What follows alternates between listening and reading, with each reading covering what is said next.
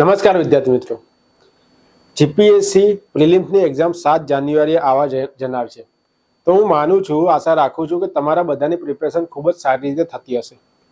અને જે વિદ્યાર્થી મિત્રોએ જે 8 જાન્યુઆરીએ એક્ઝામ લેવાઈ હતી, જે 2022ના જાન્યુઆરી મંથમાં એક્ઝામ લેવાઈ હતી અને એને પાસ કરી હતી, એના માટેની જે મેન્સ એક્ઝામ મુખ્ય પરીક્ષા છે, એ મુખ્ય પરીક્ષા ફેબ્રુઆરીના 19 તારીખથી શરૂ થવા જનાર છે. એ તમામને જાણકારી હશે. હવે એના માટે આજથી આપણે ગણીએ તો 2 મહિનાથી 2.5 મહિનાનો આપણી પાસે ટાઈમ છે. એટલે કે મેક્સિમમ આપણે ગણીએ તો 60 થી 62 દિવસનો આપણી પાસે ટાઈમ છે મેન્સ એક્ઝામિનેશન માટે. અને આ વચ્ચે તમારી પ્રિલિમ્સ એક્ઝામ આવશે, જેથી તમારો સમયગાળો એમાં પણ 4 થી 5 દિવસ તમારે એમાં માઇનસ કરી દેવાના, કારણ કે પ્રિલિમ્સની પણ તમે તૈયારી કરતા હશો. તો આ તમારી જે પણ પ્રિપેરેશન છે એને વધારે સરળ બનાવવા માટે આપણે 2.5 મહિના પહેલા 3 મહિના પહેલા આપણે એક કાર્યક્રમ શરૂ કર્યો હતો, જીપીએસસી મેન્સ સંવાદ સિરીઝ. આ જે જીપીએસસી મેન્સ સંવાદ સિરીઝ છે એ મુખ્ય પરીક્ષા માટે ડેડિકેટેડ હતું. અને ઘણા બધા વિદ્યાર્થીઓને જ્યારે સવાલ પૂછાય છે, 10 માર્કના જે સવાલ પૂછાય છે, 10 માર્કના સવાલમાં કઈ કઈ બાબતો લખવી એના વિશે ઘણી બધી અસમંજસ હોય છે. અને એ તમામ જે અસમંજસ હોય છે એ આપણે છેલ્લા 75 લેક્ચરથી એને સોલ્વ કરીએ છીએ. બરાબર, છેલ્લા 75 લેક્ચરથી આપણે દરેક સવાલને એમાં કયા કયા મુદ્દા ઉમેરવા, તમામ વસ્તુઓ આપણે એની જાણકારી આપીએ છીએ. કેટલાક લેક્ચર અડધો કલાકના છે, કેટલાક લેક્ચર 45 મિનિટના છે, કેટલાક લેક્ચર 1 કલાકના છે. પરંતુ જે વિદ્યાર્થીએ છેલ્લા 75 લેક્ચરને ફોલો કર્યા છે, મિનિંગ કે છેલ્લા 75 સવાલનો કેવી રીતે જવાબ લખાય એ તમામ વસ્તુને ફોલો કરી છે, તો એમને મુખ્ય પરીક્ષા ખૂબ જ આસાન લાગવાની છે. કારણ કે કદાચ આ તમે 75 સવાલ જોશો, 75 લેક્ચર તમે જોશો, તો તમારો GS2નો જે ટોપિક છે તમારો આખો ક્લિયર થઈ જશે. તમારો GS3નો જે ઇકોનોમીનો ટોપિક છે, તમારો GS3નો જે વર્તમાન પ્રવાહનો ટોપિક છે, એમાં ઘણા મુદ્દા આમાં કવર થઈ જશે. પ્લસ તમને જ્યારે સવાલ પૂછાય છે તો એ સવાલના જવાબના રૂપમાં કયા કયા મુદ્દા ઉમેરવા, કેવી રીતે જવાબને એડ્રેસ કરવો, કે જેને કારણે તમને 7 થી 8 માર્ક મળી રહે. કારણ કે જ્યારે પણ આપણે મેન્સ એક્ઝામ આવે છે ત્યારે 10 માર્કનો એક સવાલ હોય તો મેક્સિમમ જે ટોપરને અથવા તો જે એક સવાલનો મેક્સિમમ માર્ક જે મળવા પાત્ર છે એ 7 થી 8 માર્ક મળવા પાત્ર છે. સો જો તમે આ મુખ્ય પરીક્ષાની સિરીઝને ફોલો કરો છો તો તમારા દરેક જે પ્રશ્ન લખો, દરેક પ્રશ્નના જવાબમાં તમે કંઈ ને કંઈ વધારે યુનિકનેસ એડ કરી શકશો. અને તમે પ્રશ્નની આજુબાજુની વાતો સિવાયની જે મુખ્ય પ્રશ્નમાં માંગી છે એ તમામ બાબતો તમે લખી શકશો. ને જેને કારણે તમને કદાચ 5 માર્ક મળતા હશે તો 6 માર્ક મળશે, 6 માર્ક મળતા હશે તમને 7 માર્ક મળશે. એવી રીતે તમે દરેક પ્રશ્નમાં 1 માર્ક વધશે તો તમે જોશો કે તમારા 45 સવાલ હોય છે તો તમારા 20 થી 25 માર્કનો ડિફરન્સ તો મિનિમમ તમારો આવશે. અને 20-25 માર્કનો ડિફરન્સ એટલે કે કોઈ વિદ્યાર્થી લિસ્ટમાં આવી શકે અને કોઈ વિદ્યાર્થી લિસ્ટમાંથી બહાર જઈ શકે, એટલો મોટો ડિફરન્સ કહેવાય છે. તો આશા રાખું કે કદાચ તમે આજથી સિરીઝ જોઈન કરી છે તો આગળના તમામ જે લેક્ચરો છે, તમામ જે આપણે પોઈન્ટ, તમામ મુદ્દાઓ આપણે ચર્ચા કરી છે એ તમામને તમે જોઈ લેશો. તમારી પાસે હજી 60 દિવસ છે. તમારે જે તમે જમવા બેસો છો, તમે ચા પીવા જાઓ છો, તમે કોઈ એવા કામમાં છો જ્યારે તમે વાંચી નથી શકતા, તો એવા સમયમાં તમારે શું કરવાનું છે, તમારે આ વિડીયો લેક્ચર શરૂ કરીને ખાલી સાંભળવાનો છે. એ તમામ વસ્તુ તમારા સબકોન્શિયસ માઇન્ડમાં જતી રહેશે. ને એવા પ્રકારનો કોઈ પણ સવાલ પૂછાય છે તો પરીક્ષામાં ફટ કરીને તમને યાદ આવશે કે અચ્છા, આ પેલા સરે પેલા વર્લ્ડ ઇનબોક્સના જે જીપીએસસી મેન્સ સંવાદ સિરીઝ ચાલતી હતી એમાં આ સવાલ આના વિશે કંઈ ને કંઈ જોયું હતું. તો તમે જે પણ 10 મુદ્દા લખવાના છે તમે 10 મુદ્દા લખી શકશો. પ્લસ અહીંયાના જે 40-45 મિનિટના લેક્ચરમાં તમને સવાલ જે 200 શબ્દનો લખવાનો હોય છે એના સિવાયની ઘણી બધી એક્સ્ટ્રા માહિતી પણ આપવામાં આવે છે. હું અને મારી ટીમ એવું માનીએ છીએ કે જે 400-500 શબ્દના જે આપણે કરાવીએ, અહીંયા આન્સર લખાવીએ છીએ, તો એમાંથી વિદ્યાર્થી મિત્રો 200 થી 250 શબ્દ ગ્રહણ કરી શકે. કારણ કે 100% કોઈ પણ વિદ્યાર્થી ગ્રહણ ના કરી શકે અથવા તો પરીક્ષામાં એને યાદ આવે નહીં. તો એને કારણે આપણે 400-500 શબ્દ તેમજ એક્સ્ટ્રા માહિતીને લઈને આવીએ છીએ. અમારી જે ટીમ છે એના ઉપર ખૂબ મહેનત કરી રહી છે. દરેક સવાલ ઉપર એક આખો દિવસ જવાબ કેવી રીતે લખવો, કેવી રીતે વિદ્યાર્થીને સમજાવવું, એના માટે મહેનત કરી રહી છે. તો મહેનત જે છે તમારા સફરને સફળ બનાવવા માટેની છે. તો તમારા સફરને સફળ બનાવવા તેમજ એને ઇઝી બનાવવા માટેની આ અમારી મહેનતને તમે સ્વીકારો અને તમે જે લેક્ચર હજી નથી જોયા એ લેક્ચરને તમે જોઈ કાઢો એવી હું વિનંતી કરું છું. જો તમારો કોઈ મિત્ર મુખ્ય પરીક્ષા આપે છે તો એ મિત્રને આ જે યુટ્યુબની જે લિંક છે યુટ્યુબની લિંક તમે શેર કરો. આખું જીપીએસસી મેઇન સંવાદ સિરીઝનું પ્લે લિસ્ટ બન્યું છે, તે પ્લે લિસ્ટ તમે શેર કરો. હવે આપણે શું કરીએ છીએ, સોમવારે, બુધવારે અને શુક્રવારે આપણે 11 વાગે, સવારે 11 વાગે પ્રશ્ન 1 મૂકીએ છીએ, પ્રશ્ન 1 તમને આપીએ છીએ અને પ્રશ્નના જવાબના રૂપમાં આપણે બીજે દિવસે સાંજે 6 વાગે યુટ્યુબની ચેનલમાં મળીએ છીએ. તો એ પેટર્ન મુજબ કાલે સવારે 11 વાગે તમને બધાને એક સવાલ મળી ગયો હતો અને સવાલ મળી ગયો અને જવાબમાં કઈ કઈ બાબતો લખાય છે એના માટે આપણે અહીંયા મળ્યા છે. તો ચલો, હું પ્રશાંત ડોડિયા વર્લ્ડ ઇનબોક્સ એકેડેમીની આ યુટ્યુબ ચેનલમાં આપ તમામનું હાર્દિક સ્વાગત કરું છું અને આપણે જે કાલે સવાલ મળ્યો એના જવાબમાં કઈ કઈ બાબતો લખાય એના વિશે આપણે ચર્ચા આજે કરવાની છે. કાલે જે સવાલ મળ્યો હતો એને પહેલા આપણે જોશું અને ત્યારબાદ એ સવાલના જવાબમાં કઈ બાબતો લખવી એને આપણે નિહાળીશું. બરાબર? તમારે નોટબુક લઈને બેસવાનું છે, પેન લઈને બેસવાનું છે જો પોસિબલ હોય તો. જો પોસિબલ નથી તો તમારે કાનમાં જે ઇયરફોન આવે છે, ઇયર પ્લગ આવે છે, ભરાવીને તમારે બેસવાનું છે. તમારે એ લેક્ચરને ખાલી શાંતિથી સાંભળવાનો છે. કે આ સવાલ મારી પાસે આવે, મારી સમક્ષ આ સવાલ આવે છે તો એના જવાબમાં હું કેટલી વિગતો લખી શકું, એમાંથી મને કેટલી વિગતો ખબર છે. અહીંયા કોઈ સર આવીને કોઈ નવી ઇન્ફોર્મેશન આપે છે તો એને હું કેપ્ચર કરીશ અને એક્ઝામમાં જ્યારે પૂછાય છે ત્યારે હું ઇન્ફોર્મેશનને પાછી રીજનરેટ કરવાની કોશિશ કરીશ. ચલો, તો જીપીએસસી મેઇન સંવાદ સિરીઝ કાલે તમને જે પ્રશ્ન મળ્યો હતો એ કંઈક આ રીતે હતો કે મોન્ટેગ્યુ ચેમ્સફોર્ડ સુધારામાં દર્શાવેલ દ્વિમુખી શાસન પદ્ધતિ બોજારૂપ, જટિલ, મૂંઝવણભરી હતી. તેમાં કોઈ તાર્કિક પાયા હતા નહીં, તેમાં મૂળ સમાધાન ન હતું. વિવેચનાત્મક મૂલ્યાંકન કરો. હવે આ સવાલ છે, આ સવાલને તમે સિલેબસ સાથે જોડવાનું તમે ચાલુ કરો તો તમને બધાને ખબર હશે મોન્ટેગ્યુ ચેમ્સફોર્ડ સુધારા કઈ બાબત છે. મોન્ટેગ્યુ ચેમ્સફોર્ડ સુધારા કઈ બાબતમાં આવે છે, કયા સબ્જેક્ટમાં આવે છે? આ તમારા હિસ્ટ્રીના સબ્જેક્ટમાં આવે છે. ઇતિહાસ, આધુનિક ઇતિહાસ, મોડર્ન હિસ્ટ્રીના સબ્જેક્ટમાં આવે છે. પરંતુ એની નીચે તમે જોશો કે કઈ પદ્ધતિ છે, દ્વિમુખી શાસન પદ્ધતિ. તો દ્વિમુખી શાસન પદ્ધતિને આપણે કદાચ શીખવા જઈએ તો આપણે એને પોલિટી એટલે કે બંધારણના સબ્જેક્ટ સાથે સાંકળી શકીએ છીએ. તો આ સવાલ છે તમારો હિસ્ટ્રીમાં પણ આવી શકે છે, એટલે કે GS1 પણ આવી શકે છે અને બીજો જે GS2 જે છે GS2 પણ આ સવાલ આવી શકે છે. બરાબર? હવે આ સવાલ આપણે ઇંગ્લિશમાં પણ આપ્યો હતો. યસ, ઇંગ્લિશમાં પણ સવાલ હતો. જે વિદ્યાર્થી મિત્રોને ઇંગ્લિશમાં લખવો છે એ લોકો ઇંગ્લિશમાં લખવાનો હતો કે the scheme of dyarchy mention in the Montague Chelmsford reforms was cumbersome, complex, confused, had no logical basis, rooted in compromises, critical, examining. તો આ સવાલ તમને ઇંગ્લિશમાં પણ મળ્યો હતો અને ગુજરાતીમાં પણ મળ્યો હતો. ઘણા વિદ્યાર્થી એવા છે કે જે ઇંગ્લિશ મીડિયમના વિદ્યાર્થી છે અને એ લોકો પણ અમને જે આન્સર છે આન્સર લખીને અમને મોકલે છે. જે નીચેનો નંબર અમે આપીએ છીએ ડેલી, એ નીચેના નંબર ઉપર તમને બધાને આન્સર લખીને મોકલવાનો હોય છે. એમાં ઘણા બધા વિદ્યાર્થીઓનો આન્સર આવે છે અને એ ચેક કરીને અમારા ટીમ થકી પાછો રિપ્લાય પણ આપવામાં આવે છે. તો તમે જો આન્સર નથી લખતા તો આજથી તમે આન્સર લખવાનું ચાલુ કરી દો. બરાબર? ચલો, તો હવે આપણે જોશું કે આ સવાલના જવાબના રૂપમાં આપણે કઈ કઈ વિગતો લખી શકીએ. તો આજનો ટોપિક છે મોન્ટેગ્યુ ચેમ્સફોર્ડ અધિનિયમ અને દ્વિમુખી શાસન પદ્ધતિ.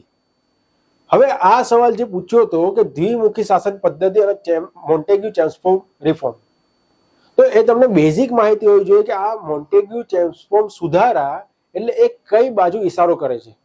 તો તમને બધાને ખબર હશે કે મોન્ટેગ્યુ ચેમ્સફોર્ડ સુધારા ક્યારે આવ્યા હતા?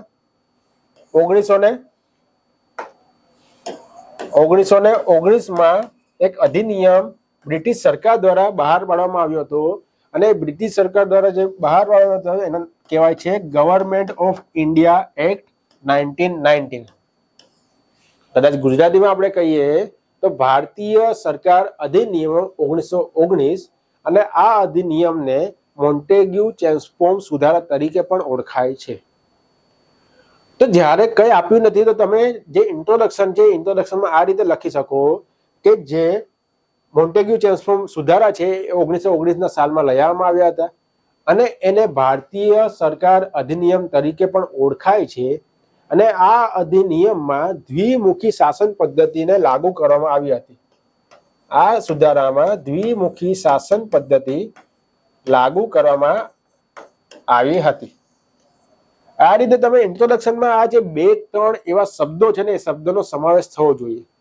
કયા કયા શબ્દો છે? એક છે તમારો મોન્ટેગ્યુ ચેમ્સફોર્ડ રિફોર્મ સુધારા. ક્યારે આવ્યો હતો? 1919માં આવ્યો હતો. એને શું કહેવાય છે? એને ભારતીય સરકાર અધિનિયમ કહેવાય છે. અને એમાં શું આપવામાં આવ્યું હતું? દ્વિમુખી શાસન પદ્ધતિ એમાં અપનાવવામાં આવી હતી. તો સિમ્પલ ઇન્ટ્રોડક્શન છે. જે વસ્તુ આપણને સવાલમાં પૂછ્યું છે એ સિમ્પલ આપણે ઇન્ટ્રોડક્શનમાં લખવાનું છે કે 1919માં અધિનિયમ આવ્યો હતો, એને મોન્ટેગ્યુ ચેમ્સફોર્ડ રિફોર્મ તરીકે સુધારા તરીકે ઓળખવામાં આવે છે અને એ અધિનિયમમાં દ્વિમુખી શાસન પદ્ધતિને લાગુ કરવામાં આવી હતી. હવે આ દ્વિમુખી શાસન પદ્ધતિ જે લાગુ કરવામાં આવી છે એમાં ઘણા બધા જે નકારાત્મક પાસાઓ હતા ભારત માટે. ભારત માટે જે નકારાત્મક પાસાઓ હતા એને લીધે જટિલ બની ગયો હતો, એ કોમ્પ્લેક્સ બની ગયો હતો. એ કોઈને તાર્કિક જે હતી તાર્કિકતા એનામાં હતી નહીં, અતાર્કિકતાનો અધિનિયમ હતો. તે તમામ બાબતો આપણે સિદ્ધ કરવાની છે પોઈન્ટ મૂકીને કે આમાં આ વસ્તુ હતી એટલે આ વસ્તુ અતાર્કિક છે, એટલે જટિલ છે. બરાબર? તો એના જે પણ વસ્તુ કીધી છે અંદર, એ અધિનિયમની જે વસ્તુ અંદર કીધી છે તમામ વસ્તુ તમને બધાને આઈડિયા હોવી જોઈએ. તો આપણે એક પછી એક સોલ્વ કરીએ કે એમાં કયા નકારાત્મક પાસાઓ હતા. તમે બધાએ મોન્ટેગ્યુ ચેમ્સફોર્ડ રિફોર્મ સુધારા તમે વાંચ્યા હશે અને મોન્ટેગ્યુ ચેમ્સફોર્ડ રિફોર્મમાં દ્વિમુખી શાસન પદ્ધતિને અપનાવવામાં આવી. તો પહેલા તો તમે જે ઇન્ટ્રોડક્શન લખ્યું છે એના પછી તમે 1-2 વાક્યમાં સમજાવો કે દ્વિમુખી શાસન પદ્ધતિ એટલે શું. શું સમજાવવાનું છે તમારે? દ્વિમુખી શાસન પદ્ધતિ એટલે શું? તો દ્વિમુખી શાસન પદ્ધતિ તમને બધાને ખબર હશે. જો કોઈને ના ખબર હોય કોઈ વિદ્યાર્થીને તો એ હું તમને સમજાવી દઉં કે કોઈ એક શાસન ચાલતું હોય, કોઈ એક સિંગલ શાસન ચાલતું હોય અને એમાં 2 જણા શાસન કરતા હોય કાં તો 2 પક્ષ શાસન કરતા હોય. આ એક પક્ષ છે અને આ બીજો પક્ષ છે. તો એને દ્વિમુખી શાસન પદ્ધતિ કહેવાય છે. જેમ કે 1765માં બક્સરના યુદ્ધ પછી ભારતમાં અંગ્રેજો દ્વારા દ્વિમુખી શાસન પદ્ધતિ લગાડવામાં આવી હતી બંગાળમાં. ને બંગાળના નવાબને શું કીધું હતું કે તારે બધું એડમિનિસ્ટ્રેશનનું કામ છે ને એ તારે કરવાનું છે અને જે મહેસૂલ વિભાગનું જે કામ છે એટલે કે પૈસા ઉઘરાવવાનું કામ છે એ કોણ કરશે? એ અંગ્રેજ કરશે, એટલે કે ઈસ્ટ ઇન્ડિયા કંપની કરશે. તો આમાં એક કામ કોના ભાગે આવ્યું? ઈસ્ટ ઇન્ડિયા કંપનીના ભાગે. બીજું કામ કોના ભાગે આવ્યું? જે નવાબ હતા નવાબના ભાગે આવ્યું. તો એના લીધે અલગ અલગ કામ અલગ અલગ લોકો સંભાળે છે, અલગ અલગ પક્ષ સંભાળે છે. તો એને શું કહેવાય છે? એને કહેવાય છે દ્વિમુખી શાસન પદ્ધતિ. હવે સેમ વસ્તુ 1919માં પણ લાગુ કરવામાં આવી. તો દ્વિમુખી શાસન પદ્ધતિ 1919માં લાગુ કરવામાં આવી. એમાં શું કહેવામાં આવ્યું? દ્વિમુખી શાસન પદ્ધતિ 1919માં લાગુ કરવામાં આવી.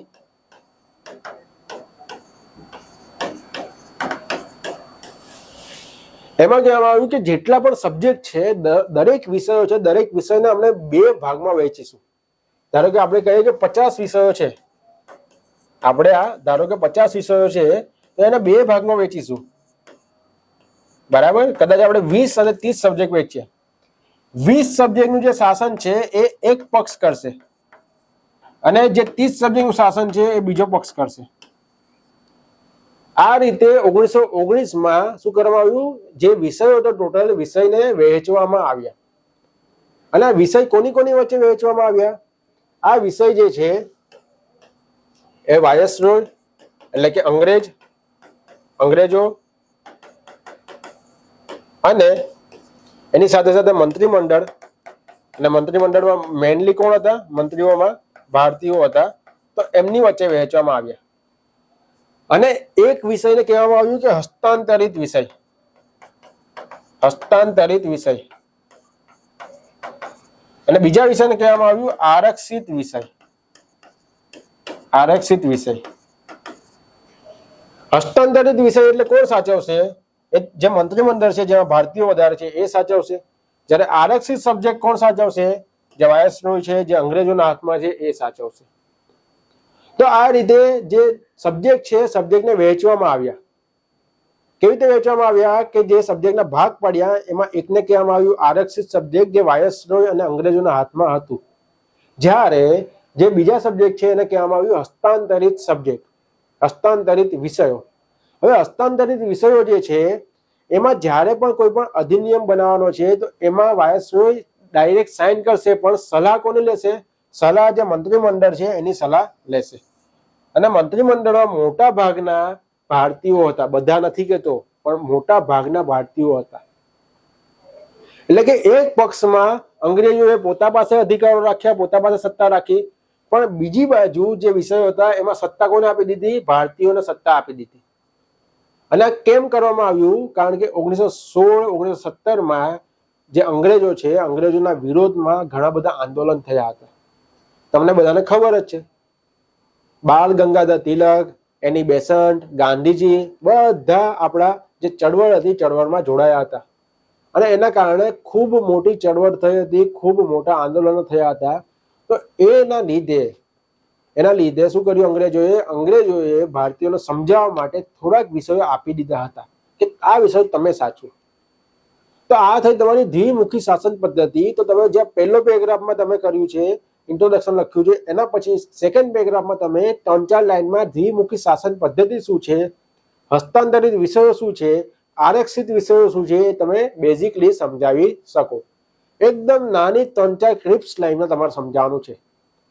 તો આ રીતે તમારું થયું પહેલા 2 પેરેગ્રાફ તમારું ઇન્ટ્રોડક્શન, અને એની સાથે સાથે સબ ઇન્ટ્રોડક્શન, તમારા 2 પેરેગ્રાફ પત્યા. હવે જે મુદ્દો કહેવામાં આવ્યો છે કે જટિલ છે, કોમ્પ્લેક્સ છે, કમ્બરસમ છે, અતાર્કિક છે, તે બધી વસ્તુ કેમ કહેવામાં આવી છે? બરાબર, સવાલમાં જે વસ્તુ કહેવામાં આવી છે કેમ કહેવામાં આવી છે, તો બધી વસ્તુને આપણે એક પછી એક પોઈન્ટ સમજીશું. બરાબર. તો દ્વિમુખી શાસન પદ્ધતિ હતી, તેમજ જે અધિનિયમ હતો એમાં અલગ અલગ મુદ્દા કહેવામાં આવ્યા હતા, એમાં ઘણા બધા ફોલ્ટ હતા. તો આપણે એક પછી એક ફોલ્ટ જાણવાનું શરૂ કરીશું.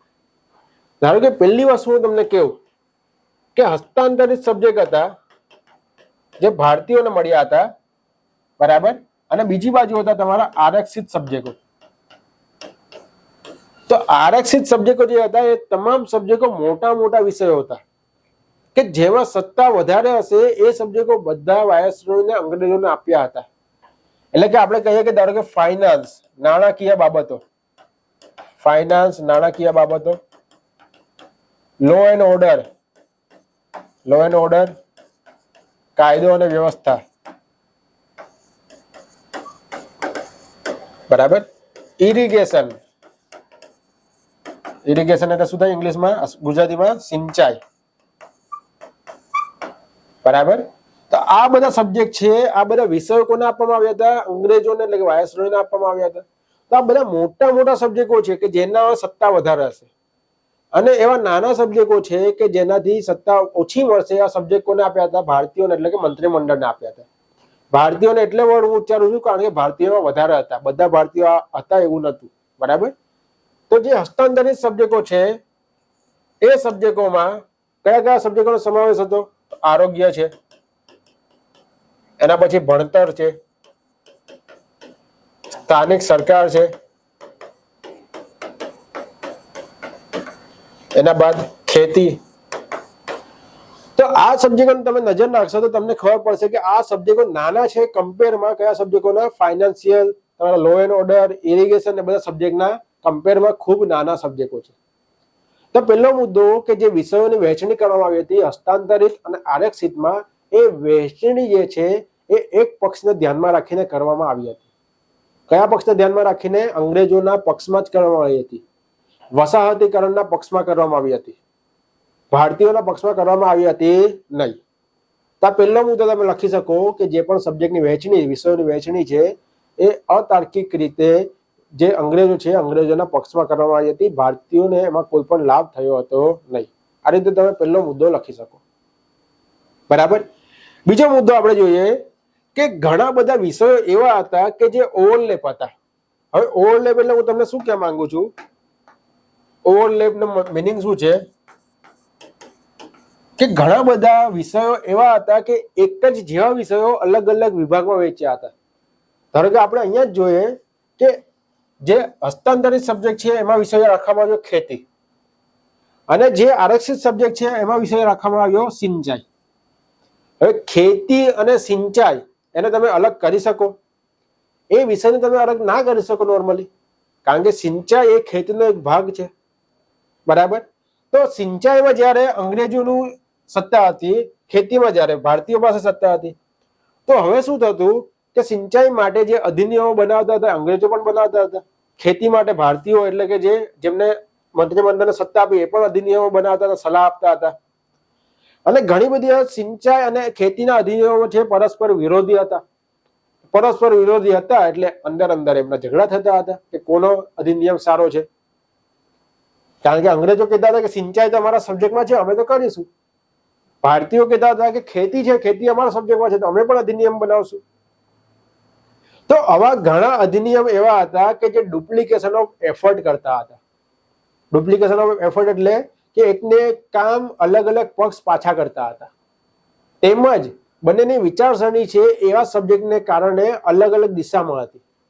ભારતને ભારતીયો માટે વધારે હતું, જ્યારે અંગ્રેજો ભારત ઉપર પ્રભુત્વ મેળવવા માંગતા હતા તો એ પ્રમાણે એમનું જે અધિનિયમ બનાવતા હતા એમાં એવા બધા ગુણધર્મો નાખવામાં આવતા હતા. તો આ પ્રમાણે વિષયોની વહેંચણી જે છે એ તમારી અતાર્કિક હતી. કેવી રીતે અતાર્કિક હતી કે એક જ પ્રકારના સબ્જેક્ટ જે છે, એક જ પ્રકારના સબ્જેક્ટને અલગ અલગ જે વિભાગ પાડ્યા છે એમાં વહેંચવામાં આવ્યા હતા, જેને કારણે જે હસ્તાંતરિત છે તેમજ આરક્ષિત સબ્જેક્ટ છે એમાં ડુપ્લિકેશન ઓફ એફર્ટ વધતી હતી, પ્લસ જે અંગ્રેજો છે તેમજ ભારતીયો છે એના વચ્ચે જે અધિનિયમો બનતા હતા એમાં પણ તકરાર ઊભી થતી હતી. તો આ રીતે તમે બીજો પોઈન્ટ પણ લખી શકો છો. બરાબર. આ સબ્જેક્ટમાં તમારો બીજો પોઈન્ટ આવી ગયો. ચલો ત્રીજો પોઈન્ટ હવે આપણે જોઈએ કે આ જે ડાયર્કી લગાવ્યું હતું, ડાયર્કી એટલે દ્વિમુખી શાસન પદ્ધતિ જે લાગુ પડી હતી, દ્વિમુખી શાસન પદ્ધતિ જે લાગુ કરી હતી એ ખાલી પ્રાંતમાં જ લાગુ કરી હતી. ખાલી પ્રાંતમાં લાગુ કરી હતી, કેન્દ્રમાં લાગુ કરી હતી નહીં. 1935 ના અધિનિયમ જયારે આવ્યો ત્યારે કેન્દ્રમાં લાગુ કરી, પરંતુ 1919 ના અધિનિયમમાં ખાલી પ્રાંતમાં લાગુ કરી અને કહેવામાં આવ્યું કે અમે જવાબદાર સરકાર બનાવીએ છીએ, રિસ્પોન્સિબલ ગવર્નમેન્ટ. પણ એવી કોઈ પણ જવાબદાર સરકાર ખાલી પ્રાંતમાં બનશે તો જવાબદાર થશે નહીં. પ્રાંતની સાથે સાથે જો તમે કેન્દ્રમાં પણ બનાવો છો, કેન્દ્રમાં પણ તમે વિષયો આપો છો, કેન્દ્રના વિષયો થોડાક તમે પ્રાંતને આપો છો, તો શું થશે? તો તમારી જવાબદાર સરકાર ઊભી થશે. પરંતુ આમાં પ્રાંતની સરકાર જ બનાવવામાં હતી, પ્રાંતમાં જ આ વિષયોની વહેંચણી કરવામાં આવી હતી. તો આ ત્રીજો મુદ્દો તમે આ રીતે લખી શકો છો કે ખાલી માત્ર પ્રાંત પૂરતી સીમિત હતી. બરાબર. ચલો એના સિવાય ચોથો મુદ્દો તમે શું લખી શકો છો કે આમાં કહેવામાં આવ્યું હતું કે અમે જવાબદાર સરકાર બનાવીશું, જવાબદાર સરકાર. બરાબર. પણ પછી વિષયોની જયારે વહેંચણી કરવામાં આવી ત્યારે હસ્તાંતરિત સબ્જેક્ટમાં શું કરવામાં આવ્યું? હસ્તાંતરિત વિષયો જે હતા એમાં કહેવામાં આવ્યું કે જે મંત્રી છે, મંત્રીઓએ સલાહ આપવાની છે. કોને સલાહ આપવાની છે? વાયસરોયને સલાહ આપવાની છે. વાયસરોયને સલાહ આપશે એ પ્રમાણે કામ થશે. તો મંત્રીઓની જે જવાબદારી છે એ કોના માટે થઈ ગઈ? વાયસરોય માટે થઈ ગઈ. બીજી જવાબદારી કોના માટે થઈ ગઈ? જે વિધાનસભા હતી, આજની જે વિધાનસભા આપણે ગણી શકીએ એના માટે થઈ ગઈ. તો મંત્રીઓની જવાબદારી બેવડી થઈ ગઈ, વિધાનસભા માટે પણ થઈ ગઈ અને વાયસરોય માટે પણ થઈ ગઈ. તો જવાબદાર સરકાર જે બનાવવાની હતી એને આખું કોમ્પ્લેક્સ કરી દીધું, આખું જટિલ કરી દીધું કે તમારી જવાબદારી આને પણ છે, આને પણ છે, આને પણ છે. અને જવાબદારીમાં કંઈ પણ લોચા પડે તો કોને જવાબ આપવાનો એ કશે મેન્શન હતું નહીં. તો એની લીધે આખી જે સિસ્ટમ છે આખી જટિલ બનાવી દીધી, કારણ કે જવાબદારી બે પક્ષને આપી દીધી કે તમારે વિધાનસભાને પણ જવાબદાર છો, તમે વાયસરોયને પણ જવાબદાર છો. આ રીતે જે દ્વિમુખી શાસન પદ્ધતિમાં જે મુદ્દા ઉમેર્યા હતા એમાં ઘણી બધી જટિલતા લેવામાં આવી. બીજું કહેવામાં આવ્યું બીજું આની સાથે કહેવામાં આવ્યું કે જે વાયસરોય છે, વાયસરોય છે પ્રાંતમાં વાયસરોય એટલે ગવર્નર જે છે, તમે વાયસરોય કહી શકો કાં તો પછી ગવર્નર. સેન્ટરમાં વાયસરોય, પ્રાંતમાં ગવર્નર. હવે આ ગવર્નર છે કાં તો વાયસરોય છે એને વીટો પાવર આપવામાં આવ્યો, વીટો શક્તિ. અને વીટો શક્તિ શેના માટે કે તમે હસ્તાંતરિત સબ્જેક્ટ છે, હસ્તાંતરિત વિષયો ઉપર પણ તમે શું કરી શકો, અધિનિયમ બનાવી શકો. એટલે કે જે સત્તા આપી હતી ને એ પણ પાછી છીનવી લીધી. જે સત્તા એમ કીધું કે ભણતરમાં તમે બનાવો, તમે આરોગ્યમાં બનાવો, તમે જે ખેતી છે ખેતીમાં તમે અધિનિયમ બનાવો, તમે સલાહ આપો ગવર્નરને વાયસરોયને. પણ એ જ વસ્તુ પાછી કહેવામાં આવી કે જો ગવર્નર વીટો પાવર લઈ આવશે, એ વીટો શક્તિ અધિનિયમ લઈ આવશે તો તમારે એને સ્વીકારવું પડશે. એનો મિનિંગ કે જે સત્તા આપી છે એના પણ પાછળથી કાન પકડીને શું કીધું કે આ સત્તા તારી પાસેથી પાછી લઈ લઉં છું. હવે આ તારી પાસે જે સત્તા છે એ પણ તારી પોતાની એકલાની સત્તા નથી, એની સાથે સાથે અમે બીજાને પણ એડ કરીએ છીએ, એ સત્તા બીજા લોકો પણ વાપરી શકે છે. બરાબર. તો આ રીતે જે ગવર્નર છે, ગવર્નરને વીટો શક્તિ આપવામાં આવી. ત્યાં તમારો ચોથો પાંચમો મુદ્દો હતો કે તમે આ રીતે 5 મુદ્દા લખી શકો છો. બરાબર. હવે એના પછીનો આપણે છઠ્ઠો મુદ્દો છે, છઠ્ઠો મુદ્દો આપણે આગળ જોશું. તો છઠ્ઠો કે સાતમો મુદ્દો આપણે એવો લખીશું આગળ આપણે જોઈએ કે એના પછી આપણે શું લખી શકીએ. તો આ જે દ્વિમુખી શાસન પદ્ધતિ હતી એમાં જે ભારતીયો તરફથી મંત્રીઓની પસંદગી હતા, ભારતીયો તરફથી જે મંત્રીમંડળ જે બન્યું હતું, જે વિધાનસભામાં પ્રાંતમાં હતું, આજની જે આપણે વિધાનસભા કહી શકીએ એવી સભામાં પ્રાંતમાં હતું, એમાં જે મંત્રીઓ હતા કે એમાં જે પણ સદસ્યો હતા એ કેવા હતા, એ તમારો મેરિટ બેઝ નક્કી થયા હતા. એ કોઈ પણ ચૂંટણીને લઈને અથવા તો જે પક્ષના જોડાયેલા છે એ પક્ષને કારણે આવ્યા હતા એવું હતું નહીં, મેરિટ બેઝ નક્કી થયા હતા. ને એને કારણે મેરિટ બેઝ જ્યારે નક્કી થાય છે ત્યારે લોકશાહીની વિભાવના છે એ લોકશાહીની વિભાવના રહેતી નથી. લોકશાહીની વિભાવના નથી રહેતી મિનિંગ શું થયો કે જવાબદાર સરકાર બનતી નથી, જવાબદાર સરકાર બનતી નથી. બરાબર. તો આટલા પ્રોબ્લેમ હતા. પરંતુ જ્યારે પ્રોબ્લેમ લખો છો એની સાથે સાથે 1919 ના અધિનિયમના કેટલાક ફાયદા હતા, તો એકાદ બે ફાયદા પણ તમે લખી શકો છો. કારણ કે એમાં શું કીધું છે, વિવેચનાત્મક મૂલ્યાંકન કરો. વિવેચનાત્મક મૂલ્યાંકન જ્યારે આવે, તાર્કિક મૂલ્યાંકન જ્યારે આવે, એવા બધા શબ્દો જ્યારે આવે, મિનિંગ કે તમારે એનો પોઝિટિવ ભાગ પણ થોડોક દર્શાવવાનો છે. એક ભાગ તમારે વધારે દર્શાવવાનો છે, બીજો ભાગ પણ તમારે થોડોક દર્શાવવાનો છે. તો આમાં આપણે સવાલમાં જે પોઝિટિવ લેશું તો પોઝિટિવ શું લેશું કે આમાં ભારતના લોકોને પ્રાંતમાં સરકાર ચલાવવાનો મોકો મળ્યો. સરકાર ચલાવવાનો મોકો મળ્યો. 1919 ના જે અધિનિયમ હતો એમાં પણ સરકાર ચલાવવાનો એમને કોઈ પણ સત્તા મળી હતી નહીં. સરકાર ચલાવવાનો એટલે શું કે એમને અધિનિયમ બનાવવાનો, સલાહ આપવાનો, એવી ઘણી બધી સારી સારી સત્તા મળી.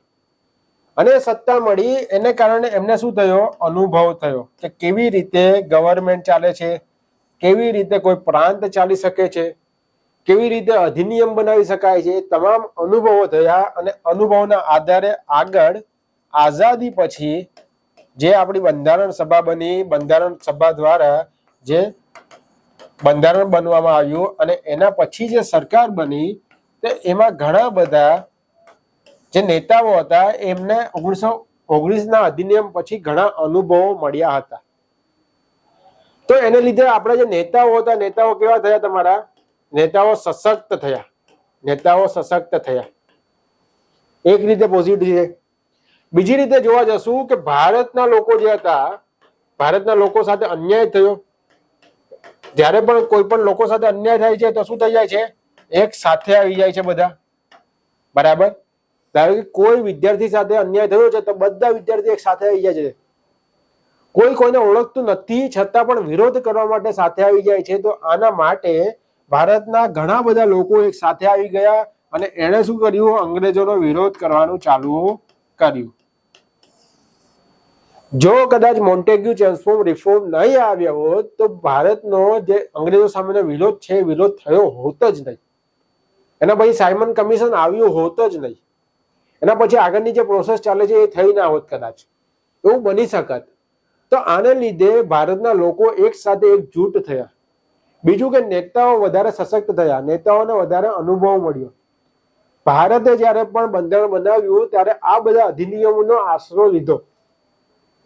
આના આશરા થકી ભારતના બંધારણમાં ઘણી બધી બાબતો પણ ઉમેરવામાં આવી.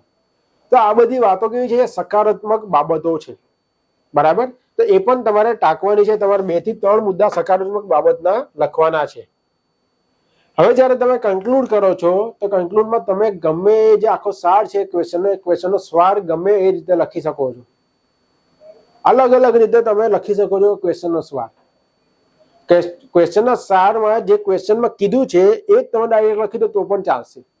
કે આમ જે 1919ના જે મોન્ટેગ્યુ ટ્રાન્સફોર્મ સુધારા હતા એમાં આપવામાં આવેલી દ્વિમુખી શાસન પદ્ધતિ જટિલ તેમજ અતાર્કિક હતી. આ રીતે તમે લખી શકો છો. આ ઉપરાંત હું તમને એક કન્ક્લુઝન કહું કે જે 1919નો અધિનિયમ હતો એના પછી એક મૂડી મેન સમિતિ બેસાડવામાં આવી હતી. અને મૂડી મેન સમિતિ જે બેસાડવામાં હતી એનું મેન કામ શું હતો કે જે દ્વિમુખી શાસન પદ્ધતિ છે એનું વિશ્લેષણ કરવાનું એનો મેન ટાસ્ક હતો. અને એમણે પણ નેગેટિવ રિપોર્ટ જ આપ્યો હતો કે દ્વિમુખી શાસન પદ્ધતિ ભારત માટે બરાબર છે નહીં. એની બેસન દ્વારા પણ કહેવામાં આવ્યું હતું એમણે કહ્યું હતું કે આ દ્વિમુખી શાસન પદ્ધતિ છે એ અંગ્રેજો આપવા લાયક છે નહીં.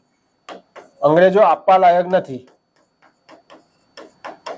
અને ભારતીયો સ્વીકારવા લાયક નથી. ભારતીયો સ્વીકારવા લાયક નથી. તો જે 1919ના અધિનિયમમાં એની બેસન દ્વારા જે બોલવામાં આવ્યું હતું કે આમાં દ્વિમુખી શાસન પદ્ધતિ આપવામાં આવી છે એ અંગ્રેજો આપવા લાયક નથી અને ભારતીયો સ્વીકારવા લાયક નથી, તે સાચું ઠરે છે. ઉપર જે આપણે બધી તમામ બાબતો કહી છે એમાંથી તે વિગતો સાચી ઠરે છે એવું મને જણાય છે. તો આ રીતે તમે પ્રશ્નને કન્ક્લુઝન આપી શકો છો. જો તમે પ્રશ્નને કન્ક્લુઝન આપ્યું આ રીતે તો તમારો પ્રશ્ન છે એ ખૂબ સારો દેખાશે. તમે સામાન્ય રીતે પણ એમાં લખી શકો છો, કોઈ ડાઉટ નથી. પણ તમારો અડધો માર્ક તમારે વધારે જોઈએ છે તો આ રીતે તમે કન્ક્લુઝન સારું એવું આપી શકો છો, બરાબર. ચલો હવે તમારે શું કરવાનું છે? આ જવાબ છે, જવાબને તમે જે જવાબ લખ્યા છે એની સાથે તમારે સરખાવવાનું છે, બરાબર. હવે એની સાથે તમારે સરખાવવાનું છે અને કયા કયા મુદ્દા આમાં વચ્ચા છે એ તમારે જોવાના છે કે કયા કયા મુદ્દા તમારા આમાં બાકી રહી ગયા છે, બરાબર. અને એ જે મુદ્દા બાકી રહી ગયા છે તમામ મુદ્દાને તમારે એમાં લખવાનો છે. હવે આ પ્રશ્નનો જવાબ કેવી રીતે લખવો એ તમામને ખબર પડી ગઈ હશે. અને આવા પ્રશ્ન પૂછાય છે તો આ પ્રશ્નમાં તમામ બાબતોને તમારે ઉમેરવી.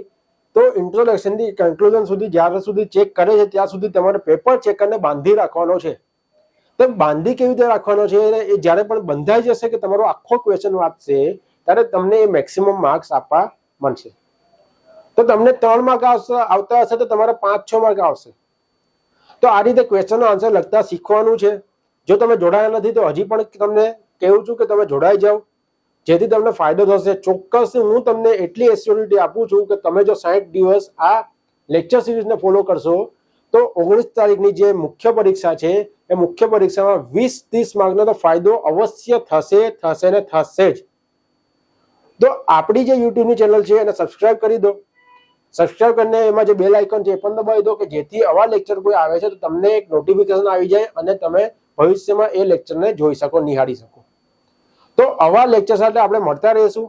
મંગળ, ગુરુ અને શનિ 3 દિવસમાં આપણે લેક્ચરમાં 6 વાગે મૂકીએ છીએ અને સોમ, બુધ અને શુક્ર પ્રશ્ન સવારે 11 વાગે મૂકીએ છીએ. તો આખી સિરીઝમાં તમે જોઈન થઈ જાઓ. પ્લસ આપણે વર્લ્ડ ઇનબોક્સનું જીપીએસસીનું અલગથી એક્સક્લુઝિવ ગ્રુપ બન્યું છે, એક્સક્લુઝિવ ચેનલ બની છે જેમાં આપણે દરેક વસ્તુ પ્રિલિમથી લઈને ઇન્ટરવ્યુ સુધી તમામ મટીરિયલ ખાલી મૂકીએ છીએ. તો મટીરિયલ એવું છે કે તમામ એક્સપર્ટ ફેકલ્ટી દ્વારા બનાવવામાં આવેલ છે. તો એ મટીરિયલને તમે ફોલો કરો, ડેઈલી તમે એનાથી પ્રેક્ટિસ કરો કે જેથી તમારી જે પ્રિપેરેશન છે એ પ્રિપેરેશન ખૂબ જ સારી થાય. તો આપણે નેક્સ્ટ ટાઈમ ફરી મળીશું આવા નવા લેક્ચર સાથે, નવી વાતો સાથે, નવા સવાલના જવાબ કેવી રીતે લખાય એની સાથે. ત્યાં સુધી જય હિન્દ, જય ભારત.